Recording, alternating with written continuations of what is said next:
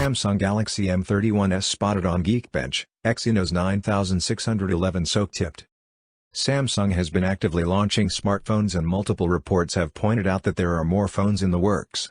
One such smartphone is the Samsung Galaxy M31s that most likely will be a successor to the Galaxy M31. The Galaxy M31s has been previously tipped to carry the SM-M317F model number. This upcoming smartphone was recently spotted on Geekbench's website tipping some more specifications. The model number on Geekbench matches with previous leaks. Samsung Galaxy M31s Geekbench listing tips that the Galaxy M31s will be powered by the Samsung Exynos 9611 SoC, paired with 6GB of RAM. This is in line with a previous leak that also suggested the presence of 128GB of onboard storage on the Galaxy M31s. The Geekbench listing was first reported by SamMobile. The fresh leak on Geekbench also indicates that the smartphone will be running Android 10 that most likely will be joined by Samsung's One UI.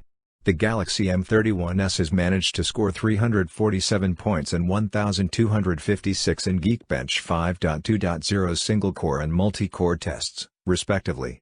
The Galaxy M31s is expected to feature an AMOLED display and a quad-camera setup at the back, just like the Galaxy M31.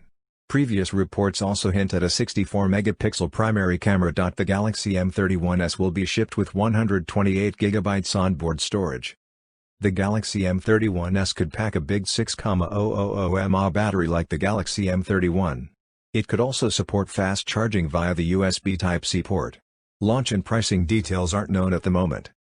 To recall, Samsung Galaxy M31 was launched just a few months back, in February this year, so the Galaxy M31s is unlikely to carry any major differences from its predecessor. We will know more when Samsung makes Galaxy M31s official. For more updates, subscribe to Tech News and share this video.